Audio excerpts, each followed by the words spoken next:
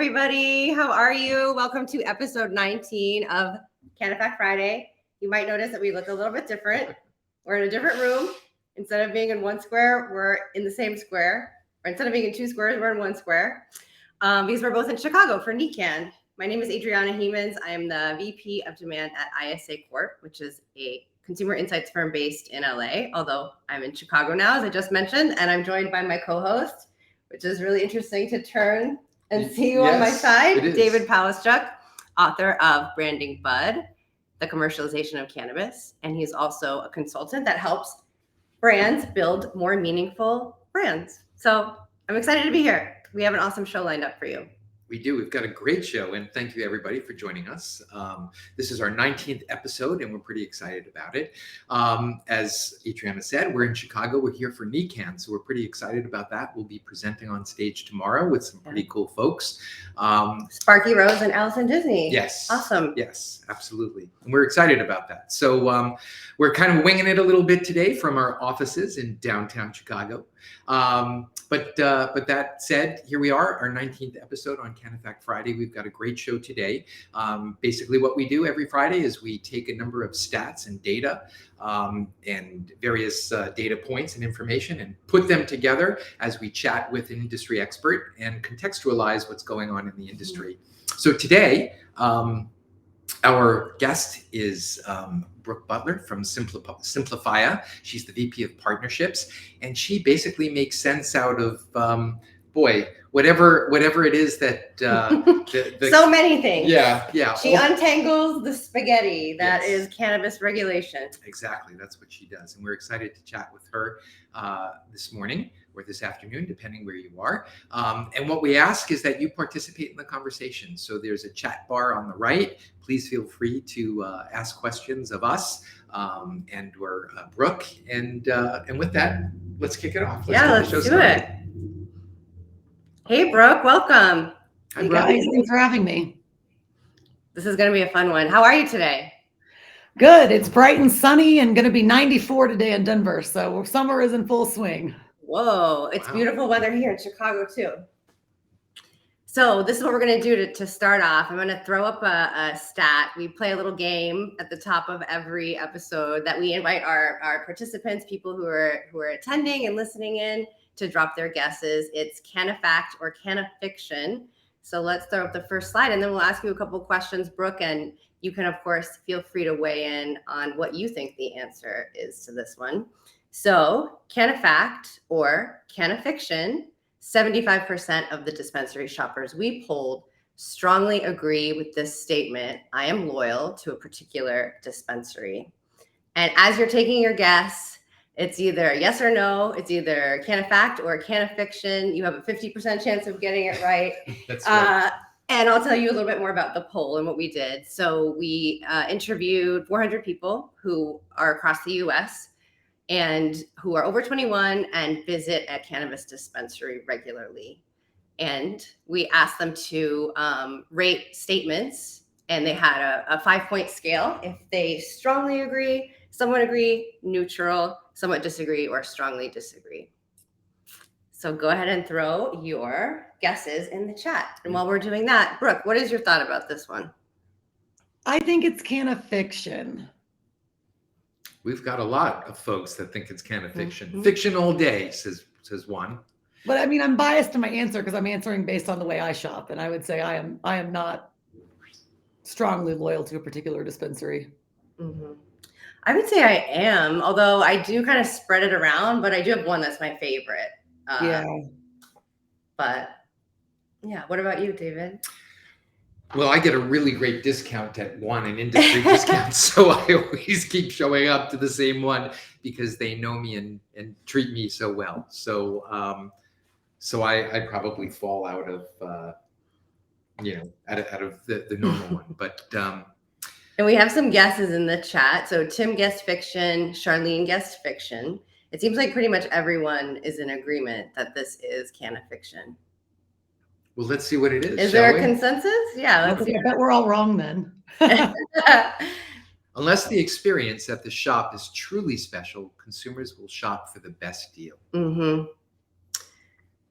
All right. And you were all right. It is CANNAfiction. So everybody did a great job on that. The real answer is 41%. And just replying to that comment that just came in, prices do, of course, have a big impact. Interestingly, we also see that some people are willing to go out of their way for certain products or the shopping experience itself, which we'll get into a little bit more, that for some consumers, knowledge of the bud tender's knowledge is really what drives them to continue to go back to certain places, even if they know that the prices are higher there or if they have more of a selection. So I think all of these things contribute, and it's not always the best deal, but sometimes it is. Brooke, I mean, do you generally see across the board that regulations have either a positive or negative impact? Well, it's kind of a thin line, right? It's, you know, on the one sense, you know, for consumers, you know, the regulations should make them feel strongly that they're buying products that are safe, right? So like, that's one thing that, you know, regulations are very, you know, they're meant to serve public safety and public health and make sure that consumers are safe. And so, you know, on that end, I think regulations are great for the consumer experience. But then, you know, on the other side, if things are over-regulated or pushed too far, then it still feels like in a lot of states and a lot of local jurisdictions that the cannabis, you know, like legitimate, legal, you know, consumer world still feels like at times you could be in the illicit market buying stuff, right? Like, you know, some people have everything from even where you have to drive to, right? Like some jurisdictions make the dispensaries be in this weird warehousing, you know, part of the city. And so before you even go there, you're like, where am I driving to? Like I'm going to this weird warehouse with no windows. So like that can even feel weird as a consumer before you even get in the store, you know, based on the rules is where they could even shop, right?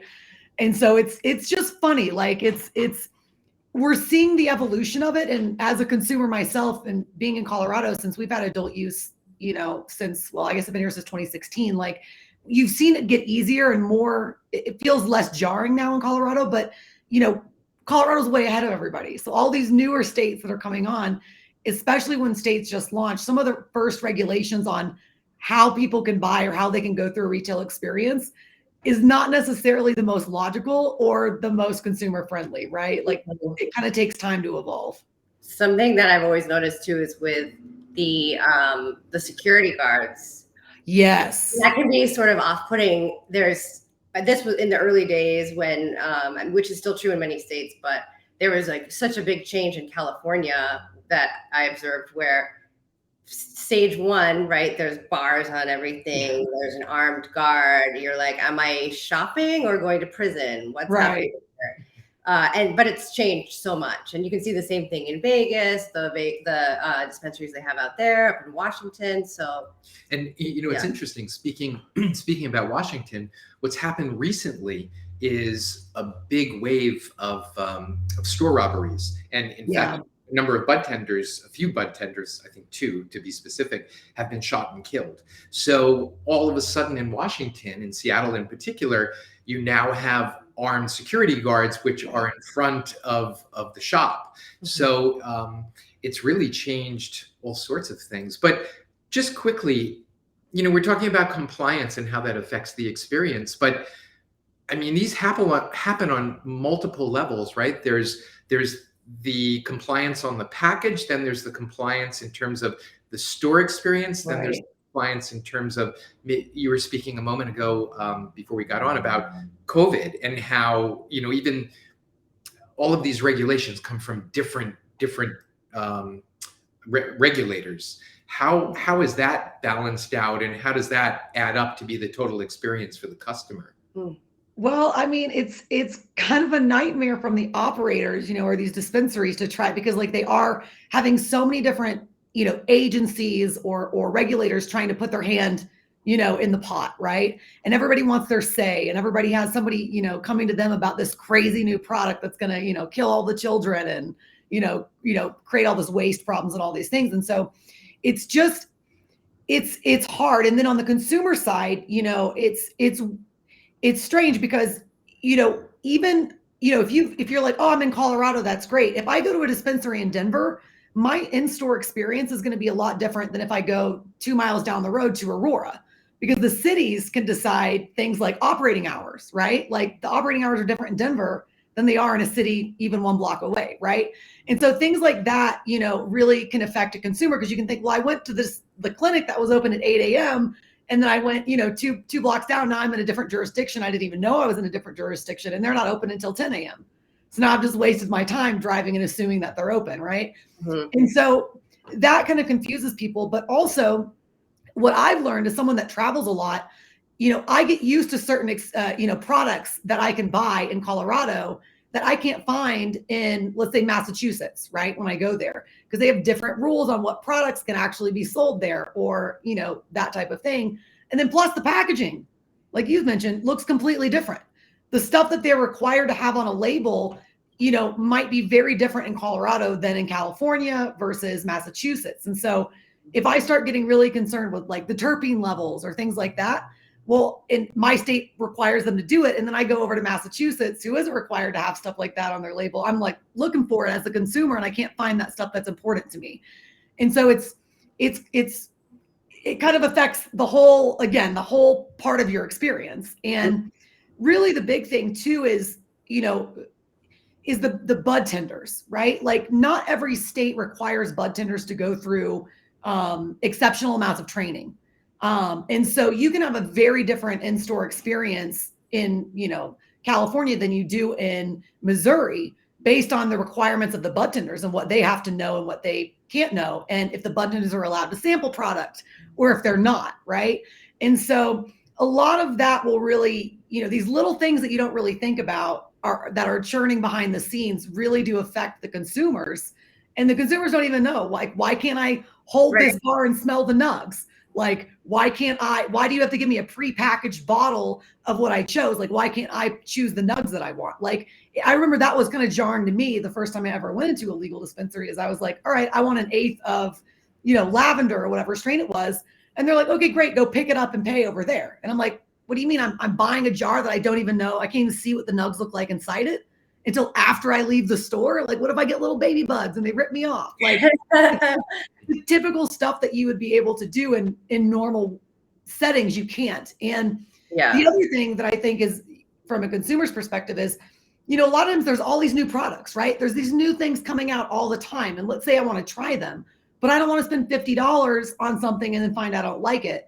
You know, in a lot of other situations, like even like when I go to Costco, right? Like I can roll down the aisle and be like, ooh, I want to try out that new, you know, bacon chicken wrap thing that you have. Like I can take a bite of it before I actually purchase that product, right? There is none of that in cannabis. Even states that have consumption lounges that can be attached to dispensaries, you still have to buy something first. You can't just try something out and then decide to buy it, right? So it's just, there's more obstacles in the way to a smooth sailing consumer experience because of the regulations. Yeah, it sounds like a lot for sure. And Brooke, you're an expert in all of these compliance issues that are coming around. You gave a few great examples just now. I'm curious if there's one that in your mind is like did the most or the worst, had the worst impact on what consumers were experiencing. So I don't want to use the word worse, but I will say the most maybe ironic or nonsensical examples I can give are states like, you know, West Virginia and Utah as an example, where they won't allow in their medical states, but they won't allow beverages or regular edibles, right? And so a very easy way to consume, especially if you're a sick, let's say a cancer patient or someone that needs an easy way to consume things, they're not allowed to do that in those states, but they can buy edibles in like pill form. So they're still letting them go. Their body's going to go through the same process to digest and let that stuff sit in pill form. But maybe that's not so easy for people, right? Maybe beverage is easier or something like that. So just looking at the products that states or even cities ban, sometimes you're kind of like, well, you'll allow this, but you won't allow this. And they do the same thing. And so that's kind of, for me, what I'm thinking about the consumers and what affects them. That's really where my mind kind of explodes, is like, how do they decide on, you know, no to beverages, but we can let somebody have it in like still a swallowable pill form. Mm-hmm. Yeah, that does seem pretty dumb.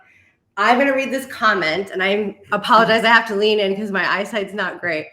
This is from Megan, particularly because terpenes are essential oils and are meant to be smelled. I wish we could smell the cannabis as a consumer. I've always said the nose knows as far as understanding your body's terp preferences. Totally true. And I think people would make better purchasing decisions and be more happy with what they're trying if they were able to do a little bit more in-store research. Right.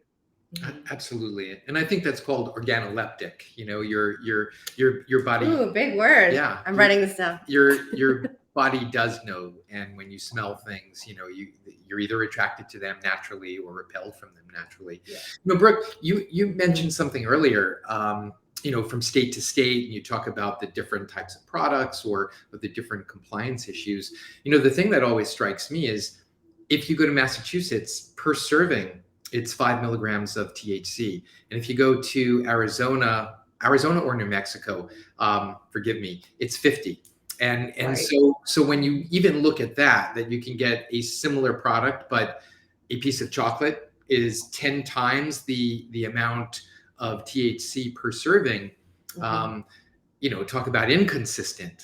And that could hurt a consumer too, right? Let's say that I don't pay that much attention, but I'm used to eating one, Brooks edibles, one square in Massachusetts, and I buy what is the same brand, Brooks, whatever, in Arizona, but I don't realize that the dosing is different. Like, I'm probably not, as I will tell you right now, I would not be having a good time on 50 milligrams. Like, I mean, I'd be windows closed, curtains closed, like nobody talk to me. It's too much, right? I'm a lightweight on edibles, but 10 milligrams, fine, right? Like, that'll help me accomplish it. But those are the type of things that you want to prevent from happening, right? Mm-hmm. But again, this piecemealed, every state and every city doing their own thing, it really, even though again, it's meant to make it safer for consumers, it oftentimes ends up being kind of the opposite effect because it gets too complicated and way too confusing. Mm-hmm. That's right. And also conversely, not only that bad experience in Arizona, but that Arizona consumer coming up to Boston, for example, and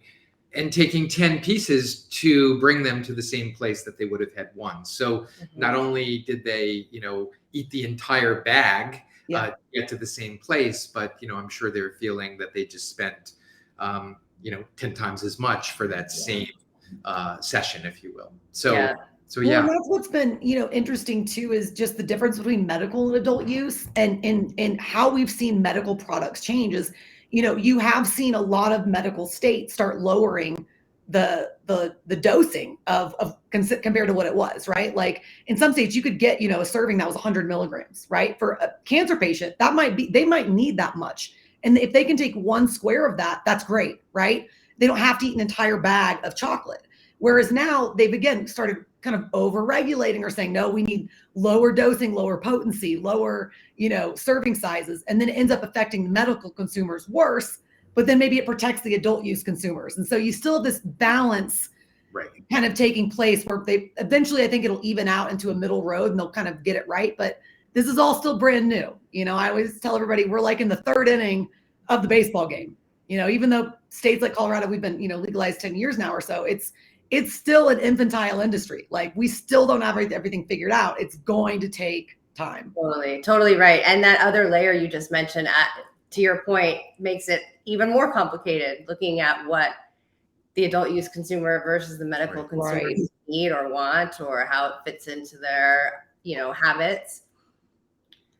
Interesting. Yeah, it's funny. I'm not really one for regulation, but the truth is, we really need it here because in many ways, I don't want to say the more regulation, but the right regulation brings us to a place of normalization and acceptance and consistency, right? And consistency is what brands are all about, and that's how you build trust. And that's exactly right.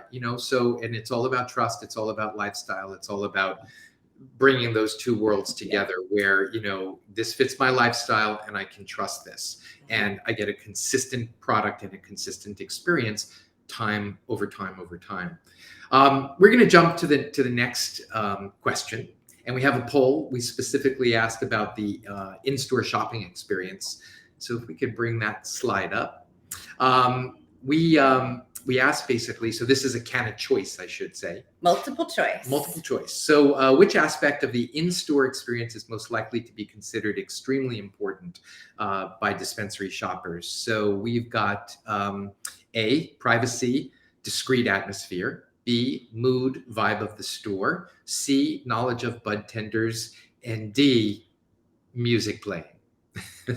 And if you don't feel like typing up the whole answer, just put the letter in the chat. Yes, we will accept A, B, C, or D.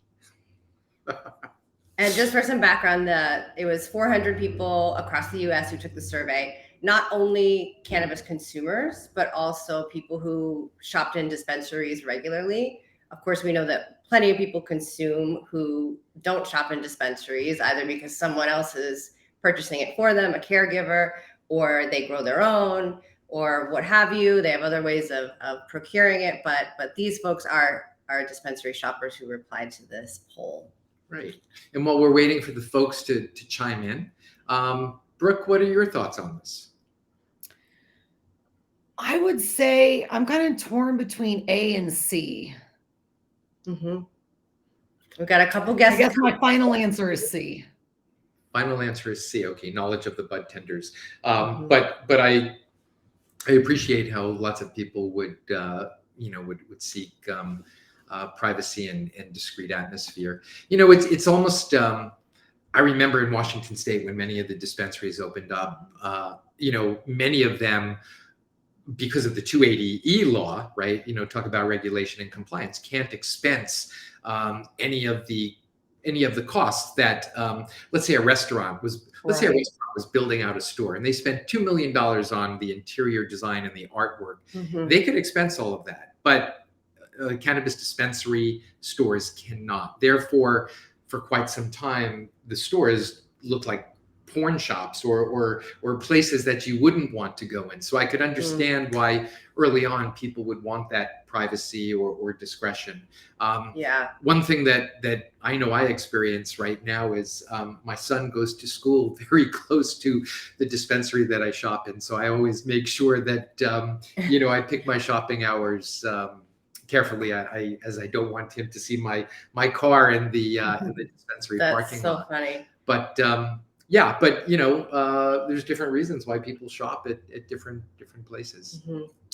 We can see that C seems to be the running answer here. C is the leader, with B maybe being the second choice. Yes. Or sorry, A being the second choice.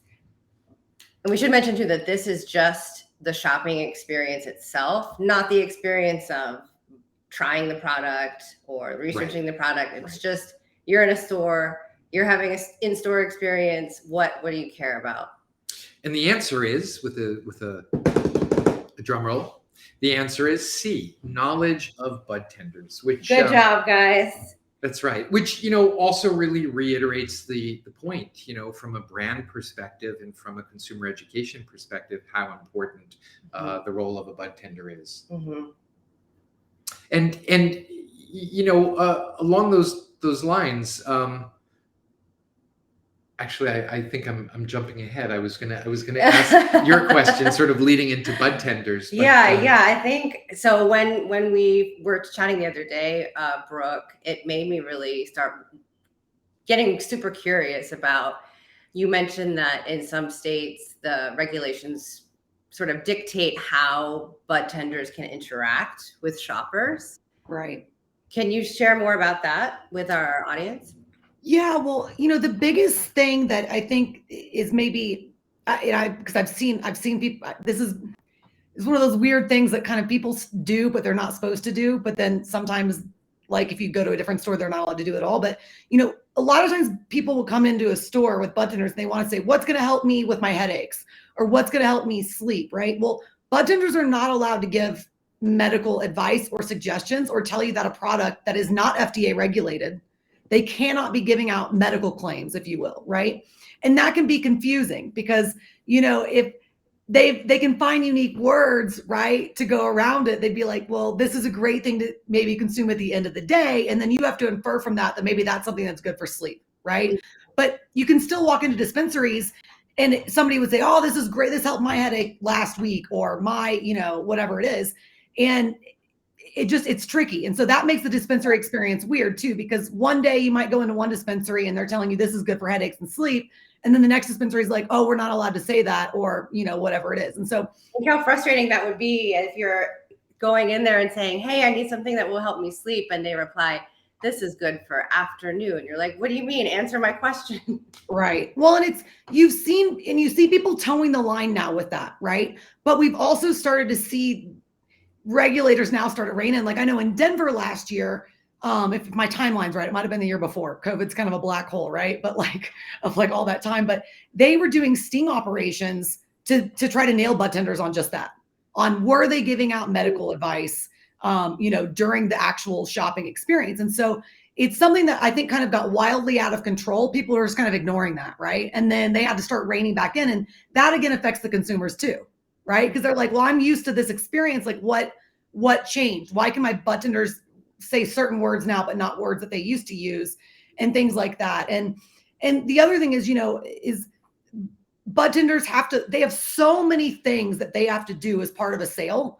Like it's almost impossible to keep track of all that and then give your consumer a great experience as well. Like they're worried about sticking the potency labels on it, the buying label, the person's name on it, putting it into a childproof bag that's opaque, and then putting it into another bag, right? Like there's just so many different things that they have to worry about. And then checking your ID again for the 15th time, right?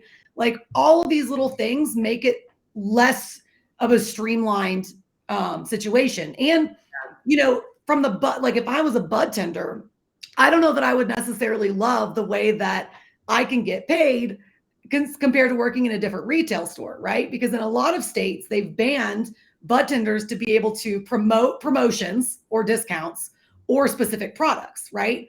But it's weird, right? It's a silly kind of nonsensical or non-consistent and easy consuming experience. Or as a bud tender, it's difficult for me to be someone that works in retail, because unlike a clothing store or a restaurant, I've got 15,000 things that if I don't do, not only could I lose my job, but I could force my company to be shut down or get a big fine. Like it's just, there's more at stake, right? And so it's just kind of a crazy little hamster wheel we're on. Yeah. It also seems to me too that any bud tender with real experience, wants to share their knowledge, right? Right. And even conversely, let's rewind that for a second. That as a consumer coming up to this person on the other side of the counter that has experience, you're looking for their perspective. You're looking for their true, right, honest opinion about products and leveraging their knowledge. And if they're gated with that knowledge or can only give me certain things, then as just a human being, I will perceive this conversation to be very gated and protected and prescribed, right? Like, right. Oh, I get it. They're walking me through the sales process, not really giving me their true knowledge. And right. I think as humans, we know when that's happening, right? Right. Well, and bud tenders are our front line of education, right? As far as consumers go, like they've got a bigger job than just selling you something. Like going back to the dosing, right? Like if I was a bud tender and I was selling somebody a 50 milligram one serving edible, like it's my job to tell them like, hey, make sure this is, like, I saw you're coming from Massachusetts. This is, 50 milligram serving and not a 10 milligram. Like just wanted to make sure you knew that, like, or letting people know about, if it's somebody's first time, right? Like telling them to start slow with the edibles. Maybe don't eat the whole package the first time. Like, they have just as much of an important role of making sure the consumer has a good experience, right? So they do come back to that store and then do buy more products, and so again, it's that fine line. Like, they're allowed to kind of go far on being tasked with being educational, but then they're also being prohibited from being educational on other things, right? So it's funny. It's a weird world we live in. Just a very quick story. A number of years back, I had a friend come to Seattle and visit me, and she had not consumed cannabis since college. So we got her an edible, and she basically, it was a candy. She put it in her mouth and she maybe had it in for 3 to 5 minutes and said, okay, that's enough, and took it out and threw it away. And, about a half hour, 45 minutes later, she was very stoned, overly stoned actually. So I called up the dispensary and asked them about it. And this particular brand actually sprayed the THC on. So it wasn't homogenized. Right. It was equally distributed. It was sprayed on top. So she got all of it. State, those products actually have been banned now, I think in many states, but because it wasn't really releasing in a way that was uniform or in a way that was consistent with an entire product. But you brought up something earlier in terms of a bud tender recognizing that somebody's from another state and even being in tune with some other states' rules and regulations in order to know how somebody coming into their shop might be affected differently. Would you mind just, I guess at a really high level, if you were to choose, like, hey, I'm going to open up a dispensary, what state would I open it up in? Because of the varying rules and regulations. Could you help us think us through that for a moment? So this is, it's a loaded question, but let's have some fun with it. So what's funny is it's really not even about the state. It's about what city or county and what state you're in. And the example that I always use, and I feel so guilty, I've just given this town so much grief over the last 5 years, but let's say I want to operate in California. Like, it is a very different world for me to operate and open a dispensary in Oakland than it is in San Jose. Mm-hmm. San Jose had more regulations in their city ordinance than the whole state of California, the BCC regs did, right? Whereas Oakland, their neighbor, 30 miles to the north or west or whatever it is, I lose my California geography, they have 12 rules that they had to follow, right? And so it's not just about the state, it's about your local, like, what is that local city or county that you're going to want to operate in look like? And that's kind of, is one of the hardest things about scaling a cannabis business is, it's not only scaling into different states, you have to worry about scaling in one state to different parts of that state.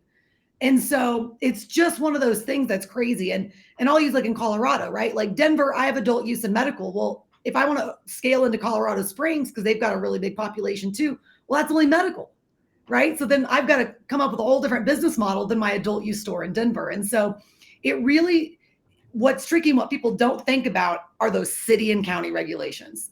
That, and because enforcement, of all these regulations that come into place, like these states spend, years coming up with their regulatory schemes and then constantly change them, but they don't have the funding or the resources in place to actually go out and enforce the way that you would think they would if they regulated a plant more than plutonium. But your city or county level is where we see they're not letting things slide. Those guys are going to pay more attention to you because it's their constituents that are complaining to them. Like if there's a bunch of waste out of Brooks Buds and dispensary, I'm not calling my state senator. I'm calling my state council or my city councilman. So those guys are patrolling more, and you see a lot of enforcement happening on the local city or county level. And that's really the big deal. But the other thing to think about when we're talking about regulations is in thinking about where I'd want to open a dispensary, right? Is even before you have to think about the regulations you'd be up against, it's how many dispensaries are they actually going to allow in this state, right? Because that's even different. Like in Oklahoma, if you breathe and you had $6,000, like you get a green light, they've got more dispensaries than Starbucks in Oklahoma, right? And the idea behind that is, if I'm somebody looking at that, I don't know that that's necessarily attractive to me, because when I look at the population of Oklahoma versus how much someone would have to smoke to actually, clear the product that has been grown, it was something like 40 pounds a human in Oklahoma a year they would have to smoke to meet the supply, right? So there's things like that you have to look at. And then, there's some states that restrict it to where there's going to be 13 dispensaries in the whole state. Well, if you get that license, maybe the regulations are worse in that state, but I have less competition, right? So it's a balance between, how much are my operating overheads going to cost me because of all these regulatory things they've put in place, but also how big is the market and how limited in scope are the consumer's options. Right. it's just So manufacturers that And then- will go into it. Yeah, and then even further, I guess there's just the basics of supply and demand, right? So, Yep. for example, if there's 40 pounds per person, there's so much more supply than demand. It's gonna drop the price. So yeah. even that in itself just causes crazy inconsistencies for that national brand across states. Like, why is it this here and why is it that here? Yeah. And then as the posting, right? It's like a rolling snowball. It just keeps on building on. Yeah, I mean, you can buy $8 eighths in Oregon and then come down to California. The cheapest thing you're going to get walking out the doors is $50 or $80, right? It could be the same exact brand, but they're growing their plant in 2 different states. Remember, because you can't grow some dank, flower in Oregon and then ship it to California and sell it, right? But it's just even as a brand or a consumer, it's very confusing or frustrating that, if I am used to something and I travel to a different state, it might not only be a different price, it might be a different package, right? They might have different requirements. It might look different. And I'm like, is this the same brand? Is it a ripoff? Like, it's just a lot, right, that these guys have to deal with. Yeah, so much. Thank you for the good work you do. I want to just mention quickly a comment that Daniel dropped in the chat before we move on to the very last stat. Glad you guys are talking about the dosing. Very important and useful. Thanks for your comment, Daniel. I wanted to switch gears a little bit in our few remaining moments together and talk a little bit about packaging, which I think is a big important piece of the compliance conversation that we're having. If we can throw that slide up, we'll get into the actual question. But we'll sort of get into this after we let people guess. But it does sound like because of all the different regulations, you can't expect there to be consistent packaging or labeling state to state. And consumers are sort of paying the price for that. So here's the stat. This is a CANNAfact or a CANNAfiction. 10% of cannabis edibles consumers told us that one of the benefits they are seeking from the edibles they consume is reducing inflammation. This was a poll that was about wellness and edibles. So we wanted to find out, we know that consumers are sort of waking up to some of these benefits of consuming specifically for edibles that might not have been common knowledge in years past. And we gave them a list of different benefits where they could tell us if this is one of the benefits they're seeking from edibles. And 10% cited inflammation. CANNAfact or CANNAfiction? Take a stab at it. Reducing inflammation. Yep. I'm going to go with CANNAfact. Got one CANNAfact. So you mentioned earlier, Brooke, about people being able to make claims. That's illegal. You can't put something on your package that says like, hey, our thing will curb your appetite. So it's sort of like the same thing that we see with the vitamin industry. Right. In some industry, they use sort of like these pseudonyms for what they can say, like energizing or calm or creative. Like, again, it's these adjectives that are not medical in nature, but they're telling you the effect, right? It's like, again, it's just silly how these things work. Yeah, they're getting sneaky and creative with these descriptions. Yeah. to get around not being able to say certain things. We got a lot of guesses. We have a fact. Sorry, I'm squinting. We have a fact. Looks like most everybody's guessing fact. Yep, we got a couple of facts. More facts than fiction. More CANNAfact than CANNAfiction. Let's jump into it. Let's see what the answer is. You want the drum roll? Yeah. Drum roll. We need audio drum rolls here. It was CANNAfiction. Ooh. So when I saw this, I was really surprised. And I said, okay, this would be a great way to try to see if we can get an interesting debate going in the chat when we do our show. I was surprised at how many people know about the inflammation piece, just because, to what we were talking about earlier, you can't put that specifically on your label. How is it breaking through, right? There's not I can't think of anything that would say reduce inflammation without using those words. You know what I mean?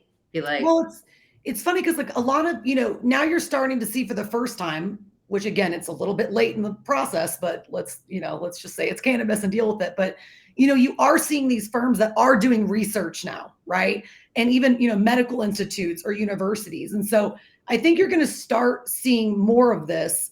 And again, until it's regulated on a federal level, like they're going to prevent them from being able to even probably state those, even on labels, even if it was proved by a federally, commissioned research facility. But there's so much coming out. And I know during COVID for me, like I didn't really know about the inflammation thing or hadn't heard about it until COVID, because people were starting to study anything, right? Anything in the world that would help, kind of get us back to normal. And I kept seeing these things about how CBD and THC, like were helping to reduce inflammation. And I was like, oh, well, that kind of makes sense.